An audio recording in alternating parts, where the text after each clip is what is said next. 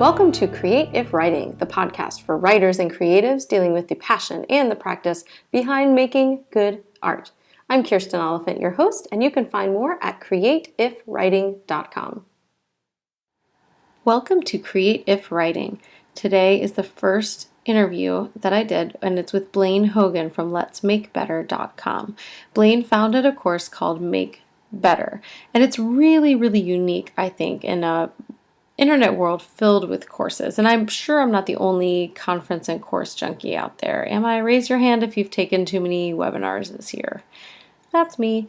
So Make Better is not necessarily a course that's going to promise some kind of tangible results. Like you will have X number of Twitter followers at the end. And there are some great courses that do that as well. But Make Better, it's really introspective. It's really unique. I got a chance to take it in the fall. And Blaine has his own unique journey. There's some real gems in this interview about making art, about writing, about healing, and what it takes to go through some processes and find yourself in a really surprising place. So I hope this is inspiring for you. Let me know in the show notes what you think about his idea that life is a portfolio, not a project. I really loved that sort of take on art and take on life. So tell me in the show notes, in the comments, what you think about art, what you think about the blank page. Do you fear it? Do you love it? Do you have guilt when you miss a day of writing or creating? I'm really interested to hear your thoughts, and I hope you're interested to hear what Blaine has to say right now. Welcome. Tonight we're talking to Blaine Hogan. How are you doing? I'm great. Thanks so much for having me. I'm beyond stoked to have you. I'm super, super, super excited to have you, actually. I'll get into why probably in a little bit, but I want to give you a little introduction. If people don't know you, they should. First of all, they should know you. But well, I don't know about that, but I will be happy for you to introduce me to your friends. I will. I'm glad to introduce you, and then I think people will know you from now on if they don't already. But Blaine is a creative director at Willow Creek. Is it Willow Creek Community Church, correct? Yep. And I wondered, my husband's a youth pastor, and people always ask me, they're like, what does he do? And I'm like, so much, you wouldn't know, so much stuff he does. But I wanted to ask you, what is walk us through a day as a creative director at Willow Creek. What does that look like? I know it's different day to day, but. Yeah, of course. Yeah, it is different day to day, but to kind of boil it down, my job is to manage and oversee a lot of the creative aspects of what we do in a weekend service or in bigger events like Easter or Christmas, or we have a thing called the Global Leadership Summit, and so conferences and things like that. And so my main job is to come up with sort of big ideas and then lead various teams through executing that vision. So it's anywhere from live performance pieces to a lot of video content. That in those scenarios I act sort of as a traditional director, to design work, and luckily I'm an okay designer, but I'm surrounded by much better visual artists, and I'm able to sort of guide the creativity. And so, like you said, every day it really is different based on what we're doing. For any given weekend, or if we've got big events coming up. And so that's, in a nutshell, what I do. And the whole point of all of that, for me anyway, is to try and create a deeper connection. Someone would have an experience with God that they wouldn't have had without that moment, or I guess moment's the best word, or without that video, or without that song. So it's, ranges from just being an artist to being way more of a leadership role. And again, it varies day to day, but it's a really fun job. It sounds like a really fun job. Although I will say, for me, it sounds like an amazing job. I think there's a certain personality type that would really struggle and just be like, yeah, no. Totally. I need the 9 to 5. I need the a little bit more structure than that. Yeah, and to be honest, this is so. I suppose we'll talk about it in a little bit. But I've been on staff now for 6 years. But before that, I was acting, and so it was gig to gig, and really living a life as a freelancer. And kind of a gypsy, really, just going from show to show all over the country. So this, even though it has the variety that you mentioned, this is pretty 9 to 5 for me. Yeah. And in fact, I struggled with it quite a bit. My first few years. So this is a far cry from what I was doing, but certainly it's not in accounting. So yes, there's that. But that does, I can totally see how this would be sort of like that structure for you, and you're like, help me, I'm hemmed in, I know. You were Yeah, totally somewhere else before. Yep. Well, I would love to know because I came to know you through your course Make Better, and I want to talk more about that in a little bit. But I, when I first got into the course and heard about the course, I went, like I said, I stalk. And so I went online, and it's not really stalking. We all put this stuff online, right? So right. I didn't You're just go to your house. Googling. Just Googled you. That's not stalking. Exactly. No. Googling is very different than stalking. Totally different. I'm not outside your house. I'm in Texas. It's totally fine. Don't worry. But I did. I went and Googled you, and I realized immediately, and this is probably, I don't know if you get this all the time, that you were in an episode of Prison Break, which was one of my top favorite shows, at least the first season. After that, that is we true. don't need to talk about it. Sure. And so I got so excited, and I think I, ran down and found my husband. I was like, hey, we got to watch Prison Break because see that guy right there. Like, I'm taking a course with him. And he was like... Which is so bizarre, right? It is really bizarre. Yeah, that was almost 10 years ago. Yeah, which is crazy. And we watch everything late. We don't have, TV set up. So I think like a lot of people do this now, actually, just Netflix or video or whatever. So we did not watch Prison Break when it was on TV. Right, sure. It might have been one of the first shows we actually watched on Netflix when you still got it in the mail. I do, with an actual DVD. Yeah, actually, and then you had this like freak out when you couldn't binge watch because you were done with your disc and you couldn't get a new disc. So terrible days, dark days. Dark days of pre-digital media. Yeah, what was life like? Just different. I did a lot more stuff. Anyway, neither here nor there. But so that's where you were. That's where I got to know you is first through Prison Break. Had no idea that I would actually come to be having this Skype conversation with you, which is crazy. But I want to know from your perspective, what took you from acting to where you are right now? And I don't just mean as the creative director. I want to where you are sort of as an artist now. So can you talk a little bit about that journey? Yeah, absolutely. So, I mean, I grew up, and even as a little kid, I knew, this is what I want to do. I want to be an actor. And so, went to theater school and ended up at actually a really great program at Butler University in Indianapolis. Has an amazing theater program. And I'd always thought of art, first of all, had always thought of it as a spiritual experience. I grew up Catholic, but I was really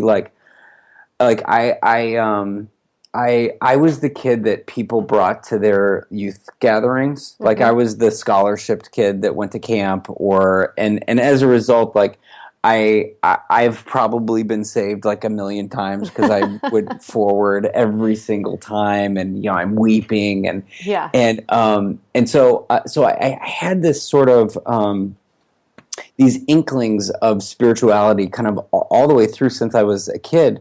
But it never really resonated with me. So I had that piece, and then being an artist and being an actor, like I just said, I'd always thought of art as a spiritual experience. You would go into a theater, and the lights would go down, and then someone would tell you what they thought was the most true thing that they could come up with.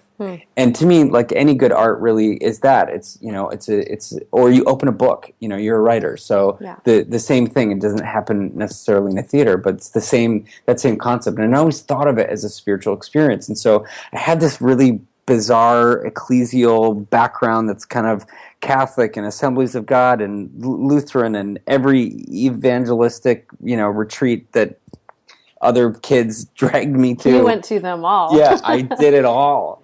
And so I find myself in, as ironically that season of my life when Prison Break was shooting here in Chicago. So I'd graduated. I was living here in Chicago, and I had this moment where I actually had deposited a check from Prison Break from 20th Century Fox.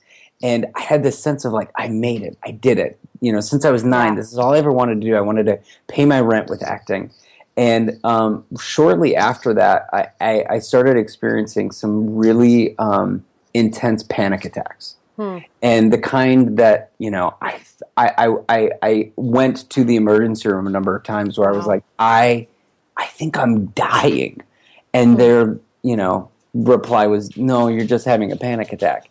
And it just led me to start really kind of exploring what was going on in my life, and it didn't take much to see that I was wrestling with a lot of addictions at that point, and really, as a kind of the impetus of that was some trauma that occurred when I was a kid. I'd been sexually abused when I was a boy. And so all of this was kind of coming to the surface, but at a time where I thought everything in my career was also just sort of taking off. Like I had done this show and I was working at these great theaters, and it just started to kind of unravel for me, and in the best possible ways. I actually think that any people who are listening that wrestle with addiction, that addicts in a lot of ways are really blessed to have this sort of life or death scenarios of rock bottom, where most people, a lot of people, I mean, everyone's addicted to something, but most of us, what we wrestle with is not as overt as an alcohol addiction or a food addiction or a sex addiction.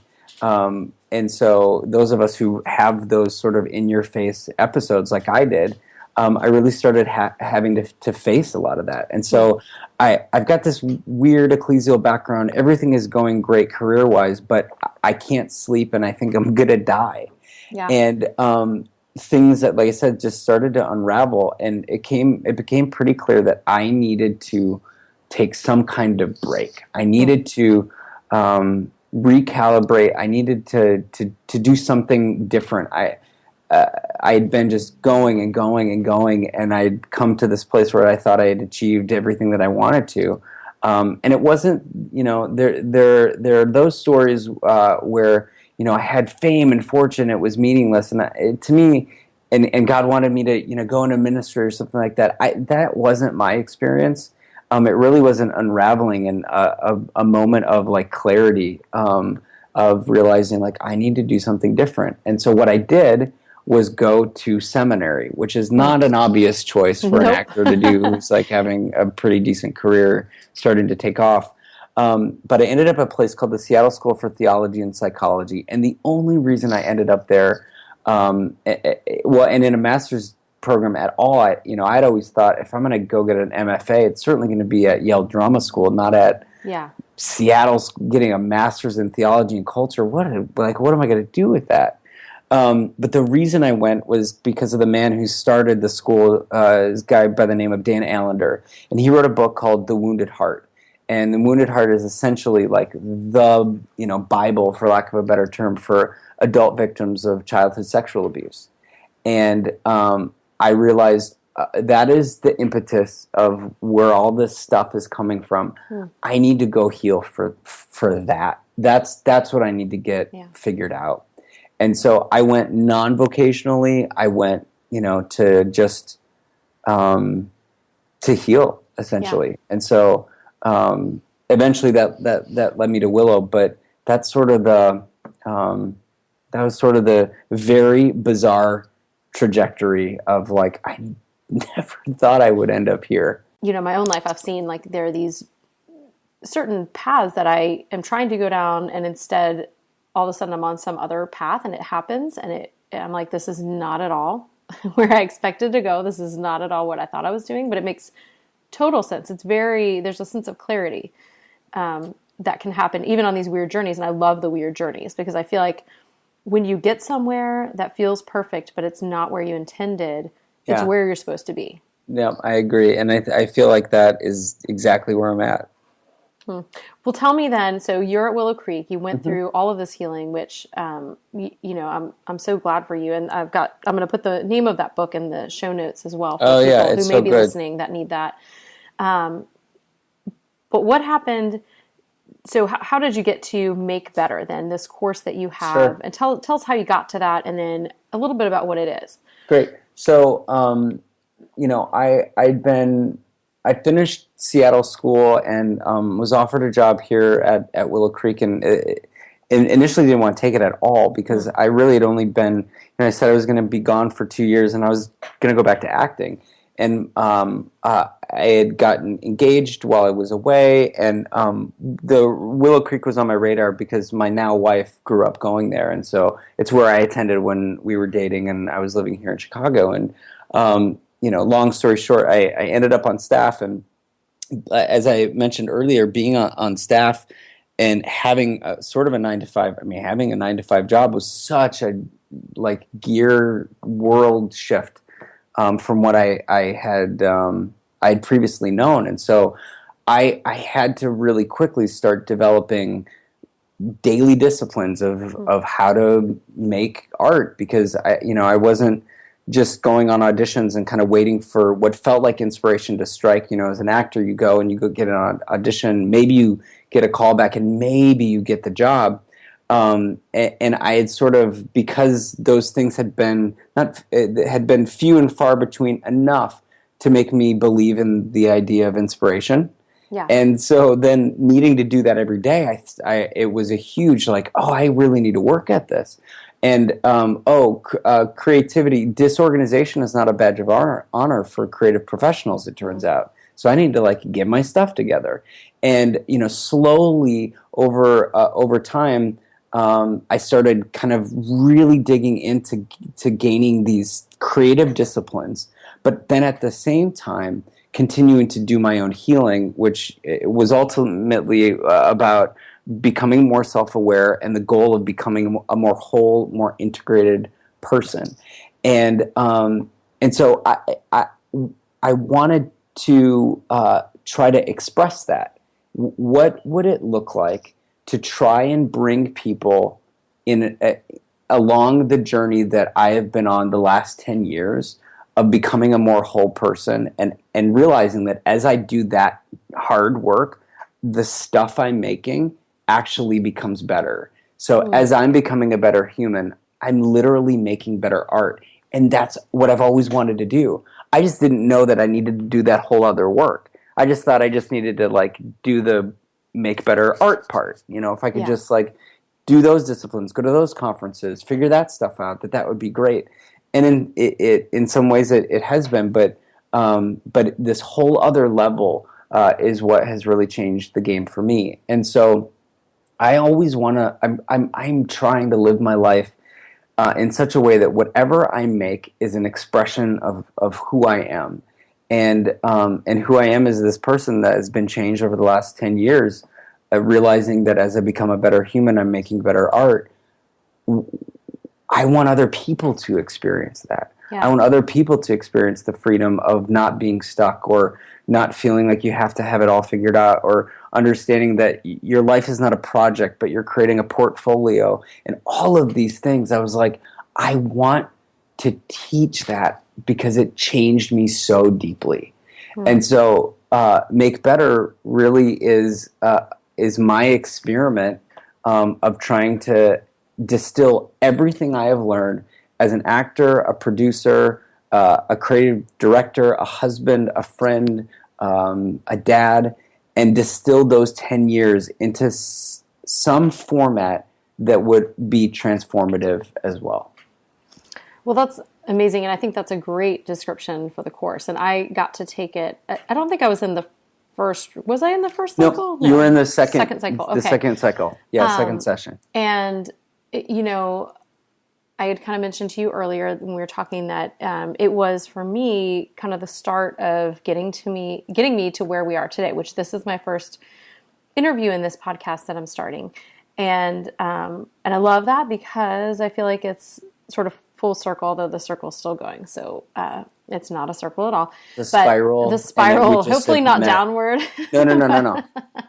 And up and to the right. Up. It's just going spiral. up. This is a great spiral going straight up. But so I got, and again, kind of that weird journey, I got an email.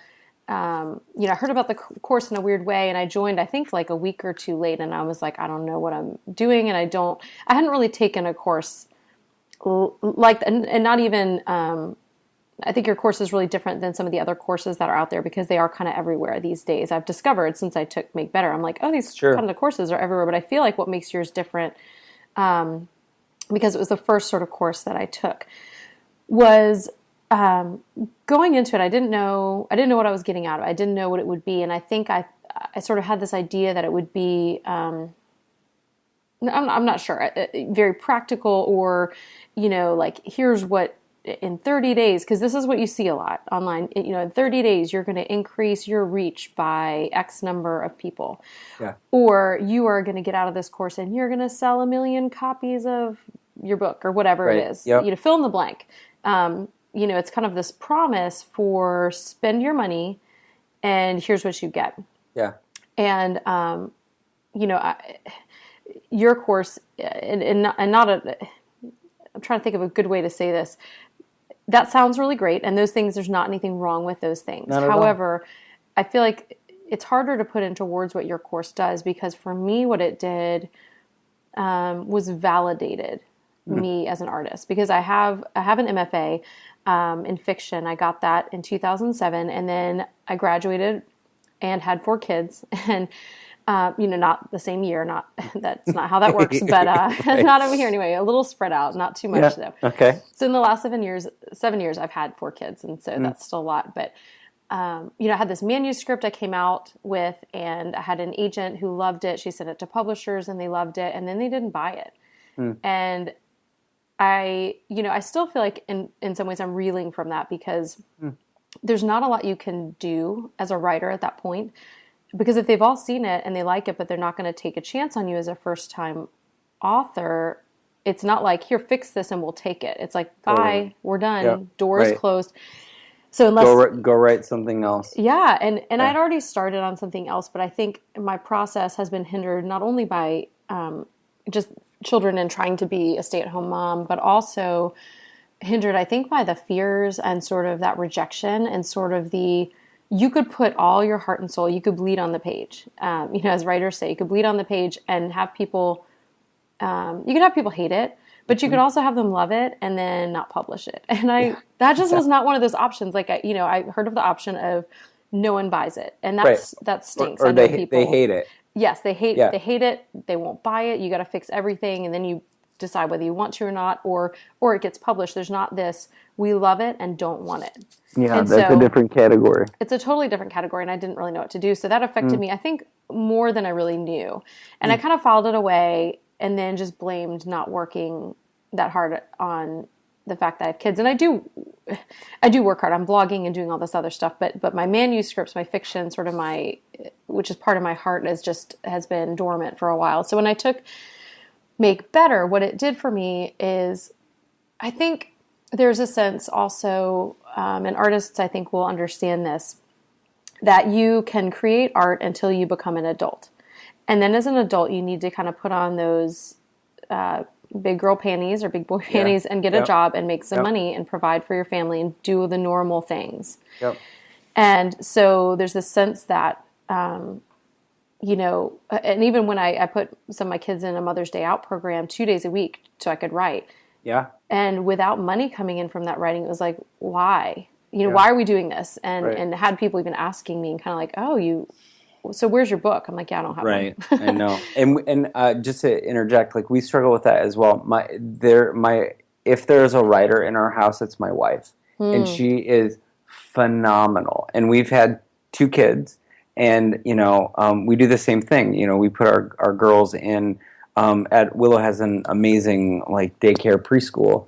And it is that tension of, like, well, no, she hasn't published a book or sold a script, but this is the work. Yeah. Like, this is the thing that she was made to do, so she has to do that in the same way that, you're doing that as well. Well, and I feel like it's so important in front of my kids, because my boys, I have 2 boys who are almost 7 and just turned 5, and then I have 2 girls who are almost 2 and then 9 months. We have, like, these pairs. And the boys will ask me, like, I'll say,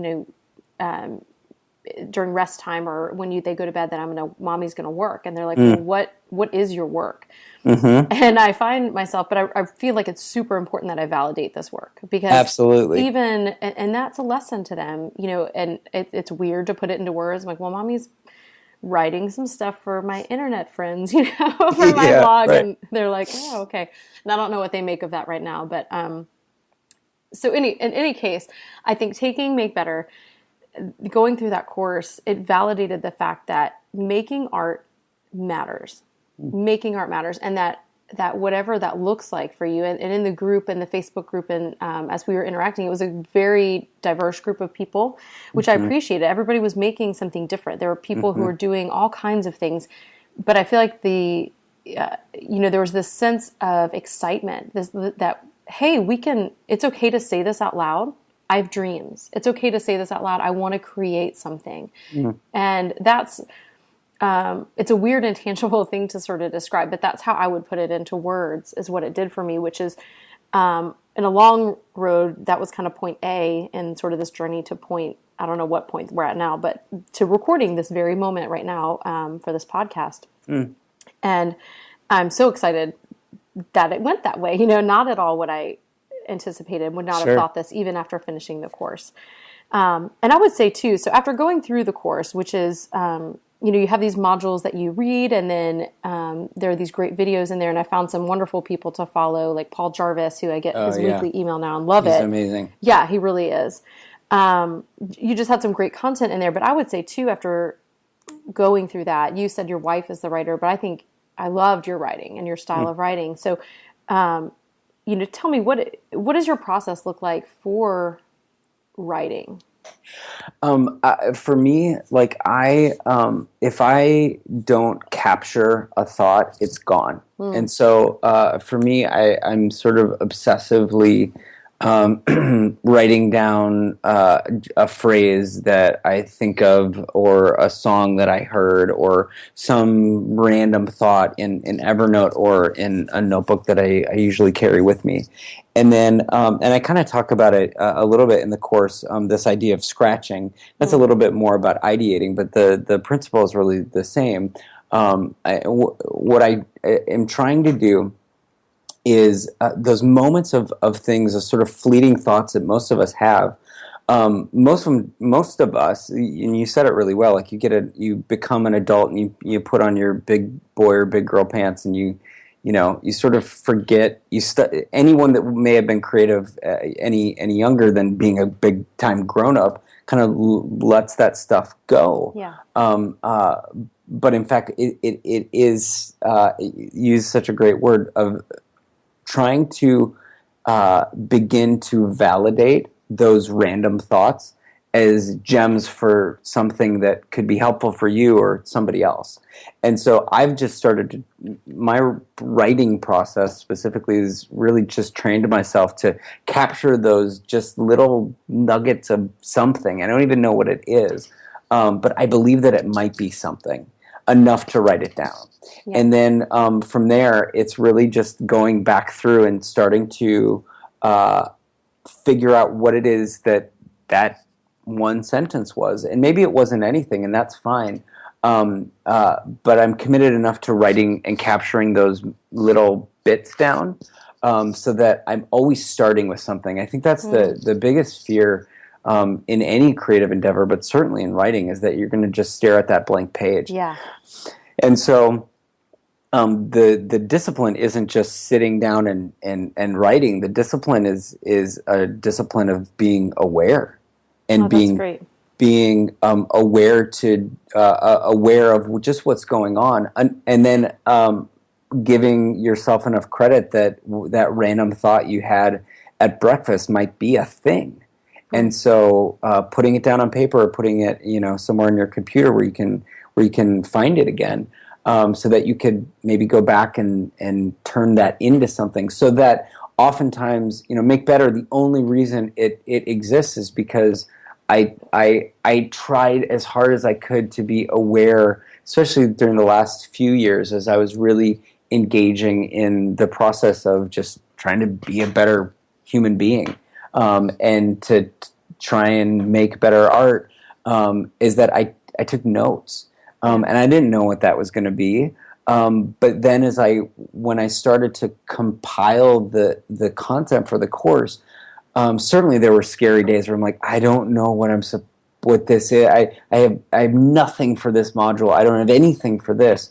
But there was enough that I had already written that I didn't know I had written, so that you just need these sort of little wins.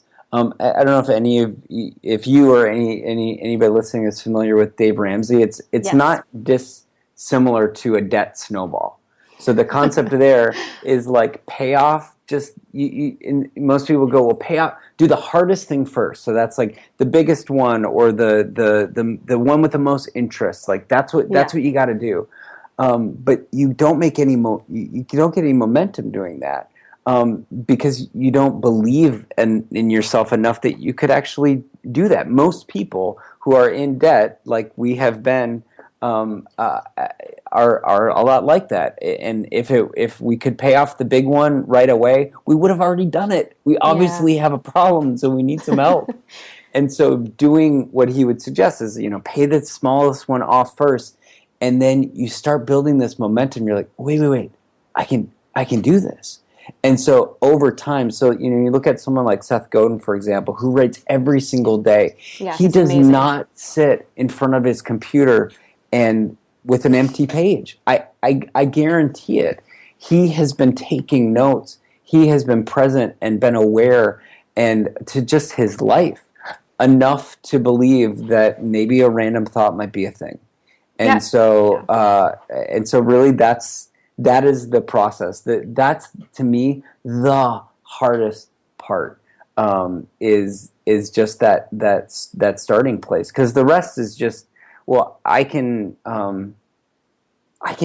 probably figure out the rest of it, but the scariest part is just, where do I start, or how am I going to begin, or what am I going to do when I'm staring at that blank page? Yeah. And so for me, I really try and never stare at a blank page. I like that. Never stare at a blank page. I think that's really good, because there were two things I kind of picked up on in what you just said that are, I think, real fears for writers. And the first is the blank page, which sometimes for me, there's hope in the blank page. Like I get to it, I'm like, look at that beautiful, because I'm great at starting. I'm a really good starter. I'm a really bad finisher. You're a better person than I am then. Yeah, I'm a great starter. I start all kinds of stuff. I do not finish well, but sometimes that blank page, like you said, it is very scary, and I think a lot of writers struggle. And then the other thing is guilt, writer guilt. And I'm sure artists of all kinds struggle with that as well, and it's that sense of, I missed today. I didn't get in my 2 hours. I missed, my kids. I did do my 500 words. Exactly. My kids hijacked my morning. Somebody's sick, or I overslept, or, whatever you fill in the blank. And then the next time you're supposed to sit down, you are sitting down and you have this guilt. And it's very much like, I don't know, you grew up in all those different church places you were being dragged to and running down the aisle and everything. But I kind of grew up kind of going to church, and then but didn't really become a Christian until I was a teenager. And then, was in a very evangelical kind of context where they were always talking about the quiet time. And a lot of people hate that term. I love that term because there's a peacefulness that comes with that. Yeah. But like your 15 minutes a day, or whatever. Which I long for, especially now that I have kids. I'm like, please, someone give me a quiet time. But, there's that kind of growing up, because it was so nailed into my head that when I missed a day, there was so much guilt to come back that next day. Mm-hmm. And I found that parallel so much with my writing, that if I miss a day, and then when you said like kind of the debt snowball, like that snowballs in, like when I started getting afraid to come back after. Oh yeah. The opposite is true, right? Yes. And then it snowballed into this giant thing of guilt where it was like, I can't look at my manuscript. I haven't looked at it in a week, a month, a year, and it just snowballs. And then it's like, I definitely can't look at it now. Totally. I don't even know who my characters are anymore. So I think those are the fear of the blank page, and then the writer guilt are two of the things that really are hard for writers. And I think kind of what I heard you saying in there, that idea of like, don't make it a big thing. Maybe keep that notebook, keep the chicken scratch, keep moving, keep that momentum going, keep writing, put the things down. Don't let that blank page be there. And then the writer guilt's not going to be there, because so what if you missed your 500? You have this amazing idea that's in your purse, or Yeah. maybe not your purse, maybe your pocket, maybe your iPhone, and you've got it in Evernote, but it's there and you have something. Totally. But I really can resonate with the sort of the opposite snowball of oh, no, I haven't done it this day, and I haven't done Yeah. it this day. And then, how do I get that momentum back on track? And I think of two things. One, I think of it in terms of like projects that just don't go well as a good example. I have started to realize that one, I am not my projects, and two, I am not creating a series of projects. I am creating a portfolio of work that I hope will go on for a long, long time. Now, if a lot of what I'm making really, really sucks, that will be a hard one to swallow. But the end game is just that it sort of ekes on the other side of good. Yeah. Like that's my goal. Not that every piece has to be perfect or great. And so, so that comes to mind. Just that. That life is short, but certainly longer, than I think many of us probably even realize.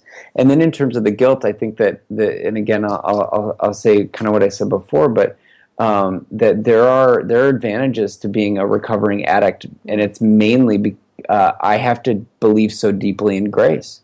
Yeah. And so as trite as this is, and sadly that it is so, but like the mercies are new every morning. And so I can go, well, I made it through that day, or I got through those 5 minutes, or I, whatever, fill in the blank. Yeah.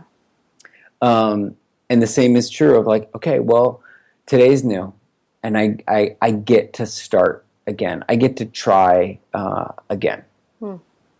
That's great hope for the guilt, especially. Mm-hmm. Well, I want to kind of wrap up, and I'm going to have all the information about Make Better and how people can read more about that and sign up for that in the show notes on the blog, which is createifwriting.com. So I want to kind of finish up with a question that I'm going to ask everybody, and probably answer myself each week or on the blog as well. What right now, this week, today, is stirring your passion? And this doesn't have to be like a highbrow kind of answer. Like, it's Sure. totally okay if it's The Walking Dead. That's fine. Yeah. But what is it right now for you that's stirring your passion? There's two things. I have never done this before, but last weekend, so Thursday night through Saturday afternoon, so Holy Week essentially, I went on a silent retreat to a Jesuit retreat center that is nearby our house. And I have never been quiet so long in my life. I'm certain of that. But the whole point of it for me was just to remember to be present. And it is like, for me, there are two things: just the tiny inspirations that come. So we have, our daughters are almost 4 and 1.5 really, and the stuff that they do every day feels so inspiring to me. Oh, that's neat. And that's really just trying to be present to them. And the other thing, which is something my wife and I talk a lot about, is that really good art is some integration of what's called the sacred and profane. And so if that's the sacred, let me give you the profane. Excellent. My wife found an amazing show on Hulu, which is a Comedy Central show called Broad City, and it's I have heard of this. There's two girls. If you are offended by pot smoking and swearing, this is not going to be the show for you. If you can get past that, what you're going to see are two young women who are working so hard, and it is hilarious. It's just, and by what I mean by working hard is like, my wife is the one to turn me onto it, and she would say this better than I would. But you're watching two people who believe in the stories that they're telling and believe deeply in making people laugh, and are working so hard to make that happen, and they are brilliant. So that is my version of the sacred and profane. That's excellent. I love that. That's a very perfect thing. I like that you have like these, you have the silent Jesuit retreat, and then you have the Pot show. smoking, Yeah. yeah, profanity. And I just, the retreat, the silent retreat. I have a friend who did a yoga retreat that was silent, and she told me a little about that. But I feel like I would love it for like 12 hours, and then Mm, I would maybe you have to pass the hump, kind of like running. So I don't really run.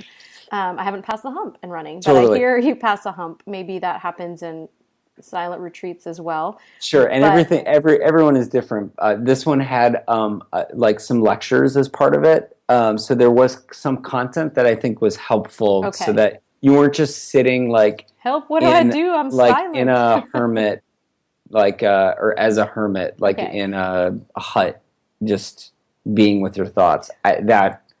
I'm not no, interested in I that couldn't kind do of a that at silent all. retreat. Well, and I feel like I would come home and then sort of be like, I had a silent retreat and it was amazing. And now I'm going to tell you every single thing, every Yep, moment for the next day. Did you yep, do that? Did you exactly. have like this detox where you came home Yeah, and just totally. talked? Yeah, my friend turned 40 a couple days afterwards, and so he had a really fun birthday party, and it was clear as soon as as people started showing up that I was like, oh, I had a lot to say. I had a lot of, I just had question. I just wanted to just verbalize every thought that I had, Yeah. and I was totally okay with that. That's okay. That's totally okay to be the person at the party who just is going to talk. But it No, sounds like too listening. Like I think it sounds like you were more in the moment, like you were talking about with your daughter. So you weren't just talking at people. I'm sure you no, were it's both. both. Okay. Okay. Yeah, no, Sacred and I'm much profane more. again. Yep, Both. Yeah. exactly. Excellent. All right. Well, thank you, Blaine, so much for being here. This was just even just this conversation was inspiring me. So if I had Mm, to answer my own question, this is it. This is what's inspiring me is just, I love talking to people about art and creating and all these things. They get me riled up. Like I feel like I need to go and do something. I need to go make something. yes, I hope So that you do, and I I am will. I so will. honored to hear that somehow what you experience in Make Better has been a benefit to you is really moving for me. So that's just so fun to hear. Absolutely. And then I hope, there's that sort of ripple effect as people listen to this podcast, which I hope people do. And if you enjoy it, please spread the word to your friends. Come back for more. I've got some great people coming up this year already lined up to go. And, this, so, it starts with one person. So you had your journey and then you're impacting all these people. And then each of those people is going out and impacting more people. It's exciting to see kind It of that is. ripple effect. You just never know where it's going to go. And I then know, right? yeah, so that's amazing. Well, thank you so much for being Thank you. here and just for the course itself, which is fabulous. Again, there'll be more information in the show notes if you want to find out about Make Better. If you want to go follow Blaine on all of his social media, his Instagram in particular is beautiful. You can tell that he's an artist by No, the thanks. visuals there. I love looking at what you put up there. So, all right, we're going to say goodnight. Thank you so much for being here again. My pleasure. Are you inspired? I hope so. I know that I am. Sometimes it just takes a conversation with someone else who's passionate about what they're doing, no matter what kind of creative work that is. My husband loves building fences and other woodwork around the house, and I know that there is a sense of validation for him when he sees a completed project. So, whatever your kind of creativity, whether it's writing, whether it's multimedia, whether it's visual art or songwriting or something totally outside of the box of the things I've just named, I hope that you feel inspired. I hope that this podcast becomes something that will provide that inspiration and also the practical tools, because I really do get just as excited possibly about Twitter, which is a little scary. And the next podcast, we're going to talk to Eric T. Tung about tools for using Twitter. So head over to the show notes, which you can find at www.createifwriting.com/002 to find the second episode show notes, where I've got questions, quotes, tweetables, and other things to get you thinking if you aren't already. But I'd love to hear from you about what inspired you from this interview. Please leave a review on iTunes or Stitcher. That helps me know what I need to do better and just keeps my momentum and keeps me going. So thanks again so much for listening.